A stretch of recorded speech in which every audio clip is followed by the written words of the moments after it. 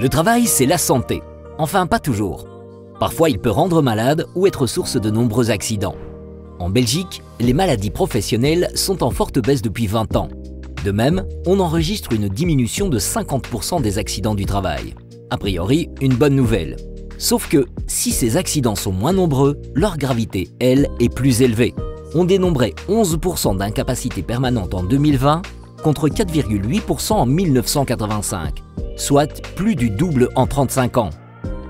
On remarque que les accidents du travail sont proportionnellement plus nombreux dans les grandes entreprises, mais ils sont moins graves. Les secteurs les plus touchés sont le commerce de gros, l'action sociale et médico-sociale, la construction, les soins de santé, les transports terrestres et la logistique. Près de 6 accidents sur 10 concernent des ouvriers et un accident du travail sur 10 concerne un travailleur intérimaire. Au niveau du genre, ce sont les hommes qui sont majoritairement touchés. Malheureusement, l'écart diminue depuis 2012. Et si on regarde la catégorie d'âge, ce sont les plus jeunes qui ont le plus d'accidents. Proportionnellement, entre 20 et 29 ans, ils ont 2 fois plus de risques que les 60 ans et plus. Aujourd'hui en Belgique, le travail tue encore. Plus d'une centaine de personnes décèdent chaque année des suites d'un accident du travail. Il rend également malade.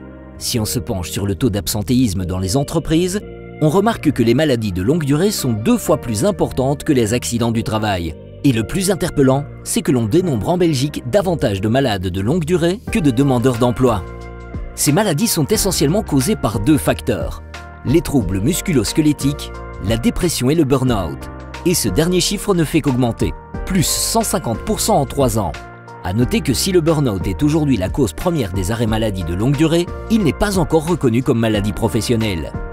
La sécurité et la prévention restent donc une priorité pour sauver des vies, éviter des accidents, mais également prévenir les maladies de longue durée, car tout ceci a un coût, pour la santé des travailleurs, pour les entreprises, mais également pour la sécurité sociale.